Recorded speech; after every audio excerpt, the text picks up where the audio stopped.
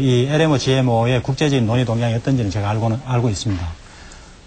유전자 변형 식품을 다루는 데 있어 가지고 유럽 국가들이 굉장히 강한 기준을 갖고 있죠. 그 다음에 제일 느슨한 기준을 갖고 있는 게 미국입니다. 우리는 그 중간쯤입니다. 근데 이제 이런 게 각국마다 다루는 강도가 다르기 때문에 바이오 세이프티 의정서라는 것을 이제 카르타헤나에서 만들어 가지고 이러한 원칙을 갖고 가보자. 그리고 한 것이 이제 프로토콜 의정서죠. 그 의정서에 우리가 지금 가입을 했고 국내 절차가 조금 남아 있습니다. 그게 이제 가입이 돼 가지고 국내 절차가 발효가 되면 그걸 발효를 해 가지고 국내적으로 이행을 하려면 국내 이행 법안이 있어야죠. 그 이행 법안을 다 만들어 놓고 준비하고 이 발효 절차가 끝나면은 이행 법안이 바로 이제 발효가 됩니다. 여기 연결이 돼 있죠. 그래서 제가 처음 말씀드린 농림부에서 네. 3월 말에 전 농산품에 걸쳐서 GMO 표시제를 확대하겠다. 네. 이렇게 발표했잖아요. 네. 그런데 지금 여기서 나오는 USTR의 내용은 GMO 표시의 요건을 완화하는 거거든요, 오히려. 근데 그 완화라는 게 그냥 한마디로 완화라고 표현을 하면은 좀 오해를 야기를 시킬 수 있고요. 여기는 두 가지 큰 측면이 있습니다. 이 GMO, LMO라는 것이 인간의 컨삼션, 소비에 위해로우냐는 과학적 근거를 이제 계속 추구를 해야 되는 측면이 하나 있고요. 그 다음에 그것이 추구되는 과정에서 통상적인 이 교역이 저해되느냐, 는 데에 대한 이익이 침해되느냐는 것이 또 하나의 측면이 있습니다. 이 두 가지를 어떻게 조화를 맞춰가느냐는 것이 국제적인 논의의 동향이죠. 예. 예. 그래서 그 부분은 예. 우리 미국산 농산품에 GMO 표시가 잘 안 보이게, 예? 잘 안 보이게 이렇게 해달라는 이야기잖아요. 미국 연구는. 꼭 그렇게 생각하실 이유는 없죠. 우리는 또다시 크게 붙일 수도 있죠. 잘 보시게. 아니, 지금 미국이 얘기하는 그 GMO 표시제가 품목이라거나, 네. 그 다음에 이 표시하는 방법, 그 다음에 비율, 이런 것에 대해서 지금 논의하자는 거 아닙니까? 논의는 이미 시작을 되고 있죠. 그러니까 아까 말씀하신 정례협의회 기술협의회 같은 것들이 다 그겁니다. 그러니까 지금 말씀하신 것처럼 그 통상과 무관하지 않지 않습니까? 근데 이제 그거는 FTA가 아니겠죠. 아니, 형식적으로는 FTA 틀 안에서 이루어진 그 협의는 아니지만은 예. 광우병 소고기와 마찬가지죠. 예, 제가 연계되어서 이루어진 건 사실 아닙니까? 제가 옛날에 통상국장을 했기 때문에 지금은 다루고 있지 않지만 그 정도의 지식을 갖고 있다는 말씀입니다. 그러니까 좀 불리한 건 다 FTA와 관계없고. 그건 사실입니다. 아니, 미국하고 합의를 해서 이거 뺀 겁니다. 접근 방법이. 아니, 미국하고 합의를 해서 이거 별도로 현안 문제는 빼고 한 거거든요. 그럼 미국도 그것도 인정을 하고 있습니다. 그리고 세 가지라는 것이. 할 때 제대로 하십시오, 지금 올 때. 글쎄, 아무튼 GMO 문제는 광우병만큼 중요한 사안 아닙니까? 표시가 정확히 돼야 되지 않겠습니까? 아까 세 가지 말씀하신 건데, 제가 알기로는 그 세 가지가 이 교수님 하신 거하고 조금 다른데요. 우선 하나는 지금 이야기하는 이 GMO, LMO 관계, 바이오텍이라는 거고, 둘째는 우리 민차관부 이야기한 조류 인플루엔자 AI, 네. AI의 지역화 문제. 그 다음 세 번째는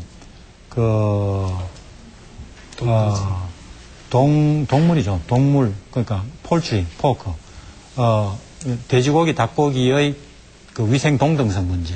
그 세 가지를 다루고 있는데 그거 굉장히 기술적입니다. 그 기술 협의가 계속되고 있습니다. 자, 아무튼 이 GMO 문제는 상당히 이혜영 교수님 말씀대로 굉장히 첨예한 문제이기도 한데 들리는 얘기로는 그렇더군요. 그러니까 이 GMO 식품의 다국적 기업의 입김이 워낙 강하기 때문에 미국에서도 이 부분에 있어서 안전성 기준이 매우 다른 나라에 비해서 낮다. 특히 유럽에 비해서 낮다라는 그런 그것 때문에 이제 스위스하고도 이게 다 이제 틀어진 그런 결과를 가져왔다는 얘기고 또 유럽이나 우리나라 같은 경우에 생물 다양성 협약에 이제 조약에 가입했는데 미국은 그것도 역시 그러한 영향 때문인지 가입이 안 돼 있기 때문에 그만큼 좀 우려하는 부분들이 굉장히 크다라는 것을 말씀드리고요. 제가 아까 말씀드릴 때 여기 나와 계신 분들 특히 방송객 중에서 이번 그 한미 FTA로 인해서 상당 부분 좀 우려하는 분들 또 피해를 입은 분들 몇 분을 모셨다고 말씀드렸는데요. 그 중에 아까 이제 세 분 가운데 한 분만 말씀을 들어서 나머지 시간은 나머지 두 분의 말씀을 좀 듣는 시간으로 갖겠습니다. 주로 이제 협상 대표단에게 얘기가 많이 집중될 것 같은데 신형근 건강사회를 위한 약사회 정책국장이 나와 계시죠? 네. 예. 이번에 결국 이제 의약품 문제도 상당히 좀 우려하신 분 쪽에서는 굉장히 불리하게 얘기가 됐다. 즉 특허권의 연장이라든가 이런 문제 때문에 약값 인하 같은 것도 어렵지 않겠느냐. 복제약도 그만큼 이제 생산한다는 것은 이제 불가능해진 게 아니냐 이런 그 문제 제기를 많이 하셨는데요. 말씀해 주시죠. 예, 그 의약품 분야는 이제 두 가지로 협상이 된 걸로 알고 있는데요. 하나는 건강보험제도에 관련된 분야가 하나 있고, 그 다음에 그 의약품 특허 기간에 관련된 문제를 아마 논의한 걸로 알고 있습니다. 어쨌든 정부 발표에 의하면은 대략 현재 제도에서 대부분 다 지켰다라고 일단 평가를 내리고 있는 것 같은데, 일단 의약품 특허에 관련돼서 먼저 말씀을 드리면은 일단 그 정부의 발표와는 달리 실제로 강제 실시 제한을 제외하고는 대부분 다 일단 다 도입을 했습니다. 그것이 우리나라 규정이 있든 없든 간에 다 도입한 걸로 알고 있고요. 그것이 도입이 될 경우에는 어쨌든 저희는 신약의 특허 기간이 연장된 걸로 알고 있습니다. 일단 의약품 시판 허가 특허가 일단 연계된 걸로 알고 있고요. 그 다음에 그 공개 자료 보호를 통한 어떤 자료 독점권도 상당히 강화된 걸로 알고 있고, 예. 그 다음에 그 내용은 이제 대략 다 나왔는데요. 예. 제가 이걸 여쭤보겠습니다. 그러면 피해액이 어느 정도 되는 걸로 추산이 됩니까? 유시민복지부 장관은 피해액이 부풀려졌다고 상당히 강력하게 주장을 하고 있던데요. 일단 정부 쪽 얘기를 좀 해보겠습니다. 정부 쪽 얘기가 현재 공식적인 발표는 9개월 정도 연기됐을 경우에 그 매년 1,000억 이렇게 얘기를 하고 있거든요.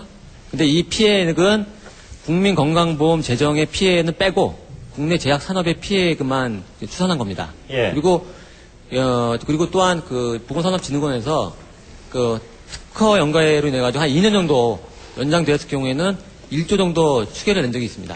1조 정도 추계를 낸 건데 이것도 그 제약산업의 피해만 추산한 것이고 국민건강보험 재정에 대해서는 그 피해를 추산한 게 아니거든요. 예. 그러니까 제 생각으로는 국민건강보험 재정. 그러니까 왜냐면은 현재 약가 제도 속에서 특허가 만료되면은 약값이 많이 떨어지는 부분들이 많이 있거든요.